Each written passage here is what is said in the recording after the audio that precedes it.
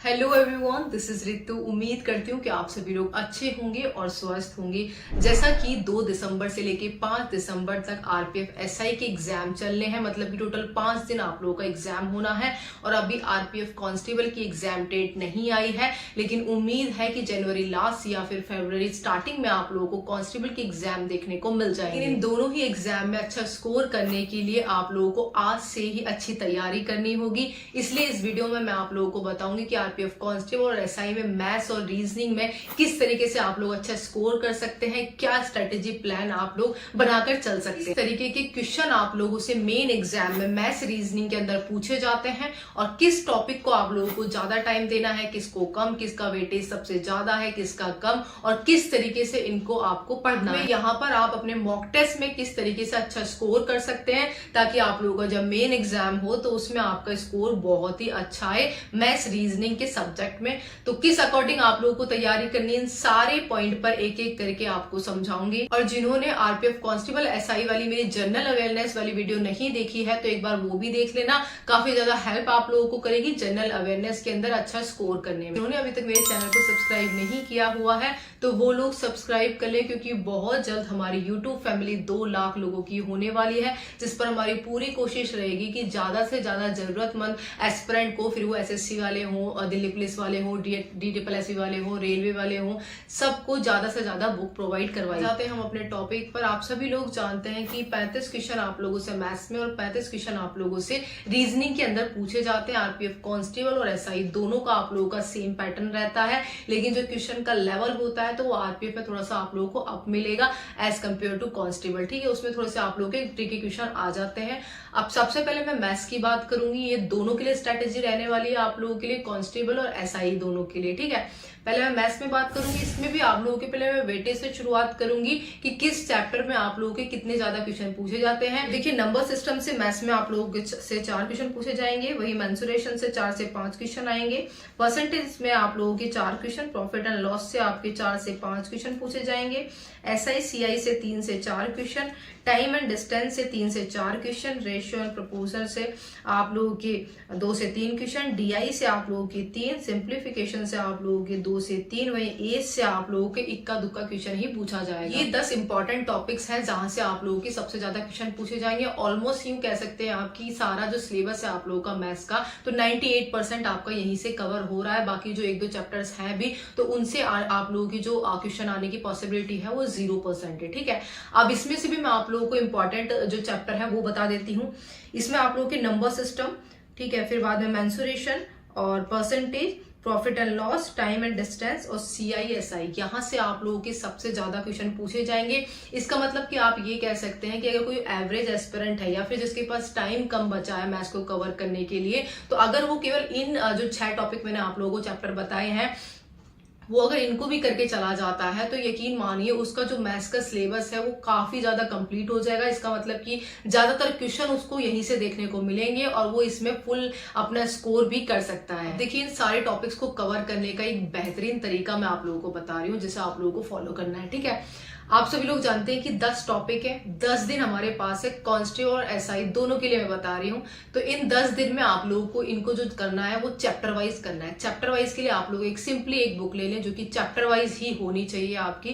किरण publication की भी ये अच्छी बुक है जिसमें आप लोगों को जो सारा मटेरियल दिया हुआ है तो वो चैप्टर वाइज ही दिया हुआ है, और यही हमारे सबसे ज्यादा काम का है। जिनके पास ये बुक है तो अच्छी बात है, जिनके पास नहीं है तो वो लोग जरूर ले ले, क्योंकि ये आप लोगों के और भी जो अदर रेलवे के एग्जाम आप लोगों के होने हैं तो उसमें भी आप लोगों के काम आने वाली है। तो एक बार आप लोग ले ले, आप लोगों के रेलवे के मैक्सिमम एग्जाम है तो वहां से इसकी मैथ्स कवर आप लोगों की हो जाएगी। साथ में इसमें आप लोगों की जो एक्सप्लेनेशन है तो वो भी दे रखी है, जो कि आप लोगों के लिए चीजों को समझने के लिए बहुत ज्यादा आसान हो जाएगा। तो मैंने आप लोगों को 10 इंपॉर्टेंट टॉपिक बताए हैं, तो इसमें इंडेक्स है आप लोगों का, उसमें आप लोगों को 10 टॉपिक मार्क कर देने हैं। वही आप लोगों की सबसे ज्यादा क्वेश्चन है मैथ्स के, तो वो कवर करेंगे 35 में से। ठीक है, अब इसमें से भी आप लोगों को जो मैंने 6 इंपॉर्टेंट टॉपिक्स बताए हैं, चैप्टर बताए हैं, तो उनको आप लोगों को रेड मार्क कर लेना है और वही हमें सबसे पहले करने हैं। 6 टॉपिक्स में से भी सबसे ज्यादा क्वेश्चन आप लोगों के प्रॉफिट एंड लॉस से आएंगे, ठीक है, 4 से 5 क्वेश्चन। तो उसको आपको कैसे कवर करना है, ये चीज आप लोगों के लिए बहुत ज्यादा इंपॉर्टेंट है। इन सारे चैप्टर्स को किस अकॉर्डिंग करना है, हमने पहले प्रॉफिट एंड लॉस लिया, ठीक है। इसकी आप लोगों को एक क्लास लेनी है जो कि आप लोगों के एक दिन के अंदर ही कवर होनी चाहिए, मतलब कि 40 से 45 मिनट की एक क्लास होगी आप लोगों की, जिसमें प्रॉफिट एंड लॉस का पूरा आ जाएगा। कई 1-1.5 घंटे की भी होते हैं जिसमें आप लोगों के टाइप 2, 3 इस तरीके के क्वेश्चन भी आपको देखने को मिल जाते हैं। लेकिन जो कांस्टेबल वाले हैं तो उनका लेवल आप लोगों का बहुत इजी टू मॉडरेट रहता है, इतना आप लोगों के हाई लेवल के क्वेश्चन नहीं पूछे जाते हैं। लेकिन हाँ, आप लोगों की जो SI के एग्जाम होगा तो उसमें आप लोगों के प्रॉफिट एंड लॉस से भी थोड़े से एडवांस लेवल के क्वेश्चन डेफिनेटली उसमें आप लोगों से पूछे जाएंगे, ठीक है। नॉर्मल मैथ्स हर किसी को आती है, इसीलिए मैं आप लोगों को बोल रही हूँ कि टाइम कम है और हमें ज्यादा से ज्यादा क्वेश्चन कवर करने हैं। तो आप लोगों ने सिंपली क्लास ले ली, उसके बाद क्या करना है आप लोगों को, जो ये मैंने बुक बताई है इसमें आप लोगों को चैप्टर ओपन करना है। आप लोग प्रॉफिट एंड लॉस पे जाएंगे, यहाँ पर आप लोगों को सारे शॉर्ट पेपर के क्वेश्चन दिए हुए हैं जो कि आप लोगों के प्रीवियस ईयर एग्जाम में भी आए थे, किस तरीके से आप लोगों से अपकमिंग एग्जाम में पूछे जाना है। तो ये सारे क्वेश्चन की प्रैक्टिस करनी है आप लोगों की। इससे बढ़िया सोल्यूशन आप लोगों को किसी चीज में नहीं मिलने वाला है कि डायरेक्ट आप लोगों ने क्लास ली और डायरेक्ट आप लोग उसके क्वेश्चन लगाने लग गए, जिससे आप लोगों की जो प्रैक्टिस होगी वो बहुत ज्यादा अच्छी होगी। साथ में आप लोगों का जो एक फ्लो बन के चल रहा है कि पहले मैं प्रॉफिट एंड लॉस कर रहा हूं तो प्रॉफिट एंड लॉस की मैंने तुरंत क्लास लेकर के उसकी प्रैक्टिस लगाना शुरू कर दिया। क्लासेस आप लोगों की 40 से 45 मिनट की भी हो सकती है, वो आपके ऊपर डिपेंड करता है कि आपको प्रॉफिट एंड लॉस कितना समझ में आ रहा है। कोई ऐसा बच्चा होगा जो अदर एग्जाम की भी तैयारी कर रहा है और उसका मैथ्स अच्छा खासा है, तो वो एक बार केवल रिवाइज करेगा कि प्रॉफिट एंड लॉस में इस तरीके से क्वेश्चन है, एक बार रिवाइज हुआ और प्रैक्टिस लगाना शुरू।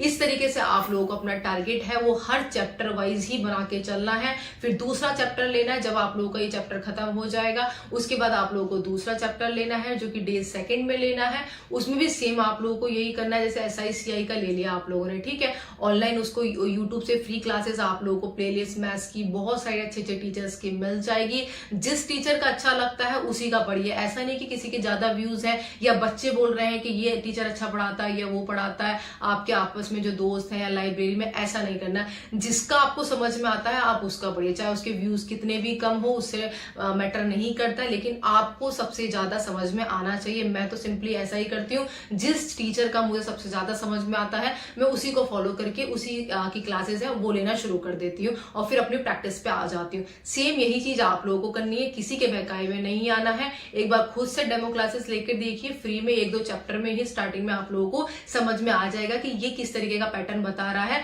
और ये मेरे दिमाग में कितना कैच कर पा रहा है। अब देखिए, जितनी बार हम लोग क्लासेस लेते हैं तो हमें कुछ ना कुछ नई चीज उसमें जरूर देखने को मिलेगी, चाहे आप एक ही टीचर है उसी की क्लास ही क्यों ना दूसरी बार ले रहे हो, ठीक है। तो आपको क्या करना है, जब आप लोग क्लास लेते हैं तो उस टाइम पे आप लोगों को एक सिंपल खाली रजिस्टर भी अपने पास में रखना है। जैसे टीचर ने कुछ बताया प्रॉफिट एंड लॉस में, आप लोगों को एक फॉर्मूला आपको बता दिया सिंपली, ठीक है, और वो फॉर्मूला आप लोगों का सबसे ज्यादा यूज होना है। या फिर आप लोगों को जो नया देखने को मिला है, सर ने बता दिया कि इसको 2 तरीके से कर सकते हैं, इसको 3 तरीके से आप लोग कर सकते हैं, टाइप फर्स्ट, सेकंड या थर्ड। तो 2 टाइप आपको आते हैं, एक टाइप नहीं भी आता है और वो इजी है, वो जल्दी आपका आंसर दे रहा है, तो उसको आप लोग एक बार नोट डाउन कर सकते हैं रजिस्टर में। इससे आपका एक जो फॉर्मूला होगा तो वो भी माइंड में जाएगा, साथ में आप लोग इजी तरीके से भी उस जो क्वेश्चन है उसको कर पाएंगे। तो उससे क्या होगा, आप लोगों को एक छोटा छोटा नोट्स बनना भी शुरू हो जाएंगे, जो कि आपके अदर जो एग्जाम आने हैं तो उसमें भी आपके काम तो जरूर आए। देखिए, नोट डाउन करने में इतना ज्यादा टाइम नहीं लगता है। जब आप लोग क्लासेस ले ही रहे हैं तो सबसे बेस्ट रहेगा कि आप लोग कॉपी पेन साथ में लेके रखें।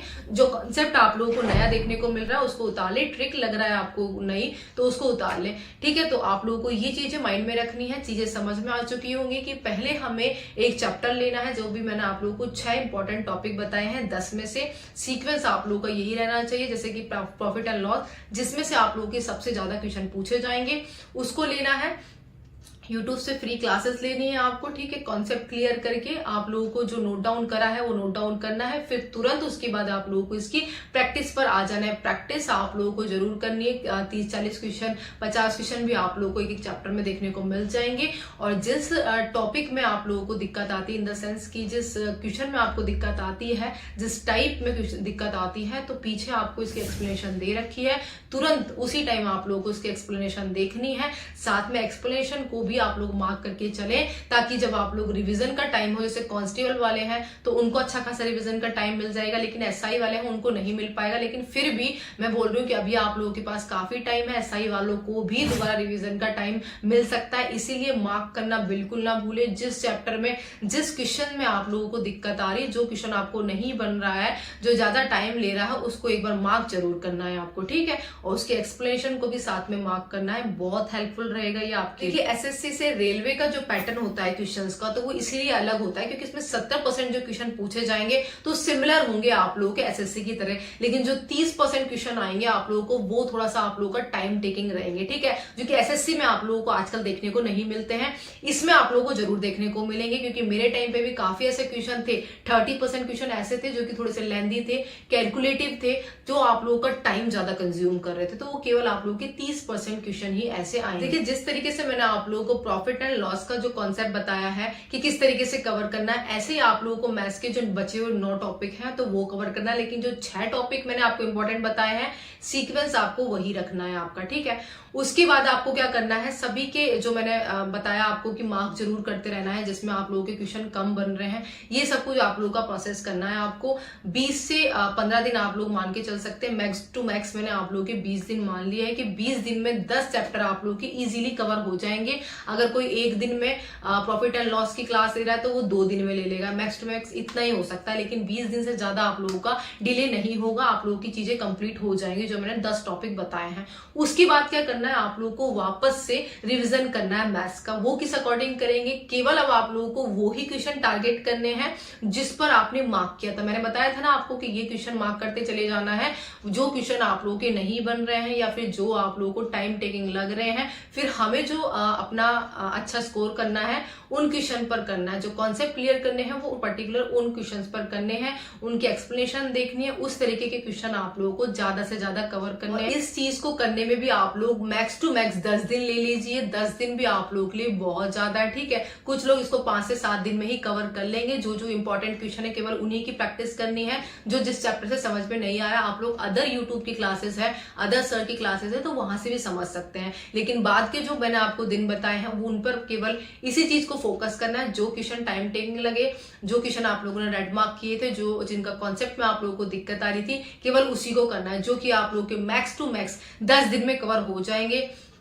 मतलब कि जो टोटल मैथ्स आप लोगों की कवर हो रही है वो 30 दिन के अंदर हो रही है, जो कि बहुत अच्छी आप लोगों के लिए रहने वाली है। चाहते हैं हम लोग रीजनिंग के ऊपर कि रीजनिंग को किस तरीके से कवर करना है, इसका भी पहले मैं आप लोगों को जो टॉपिक है तो उनका क्या क्या वेटेज रहने वाला है उसके बारे में बता देती हूँ। इसमें देखिए नॉन वर्बल रीजनिंग से आप लोगों के 8 क्वेश्चन, सीरीज से आप लोगों के 4 से 5 क्वेश्चन पूछे जाएंगे, एनालॉजी से 4 क्वेश्चन, सिटिंग अरेंजमेंट से आपके 3 क्वेश्चन, ब्लड रिलेशनशिप से आप लोगों के 3 क्वेश्चन, कोडेड इनइक्वलिटीज से आप लोगों के 3 क्वेश्चन, और स्टेटमेंट एंड कंक्लूजन से आप लोगों के 3, डाइस से 1 से 2 क्वेश्चन पूछा जाएगा, वहीं कोडिंग डिकोडिंग से 2 से 3 क्वेश्चन, और डेटा सफिशिएंसी से आप लोगों के 2 क्वेश्चन रीजनिंग के अंदर पूछे जाएंगे। बाकी जो चैप्टर बच गए हैं, आप लोगों के टॉपिक्स बच गए हैं, तो उनसे आप लोगों के इक्का दुक्का क्वेश्चन भी पूछ लिया तो पूछ लिया, अदरवाइज चांसेस बहुत ज्यादा कम है कि और इन चैप्टर्स के अलावा आपसे क्वेश्चन पूछे जाए। इसको भी सेम आप लोगों को मैथ्स की तरह ही कवर करना है, एक चैप्टर वाइज बुक आप लोग इसकी भी जरूर ले लें, बहुत ज्यादा हेल्प करेगी, प्रैक्टिस को आप लोगों को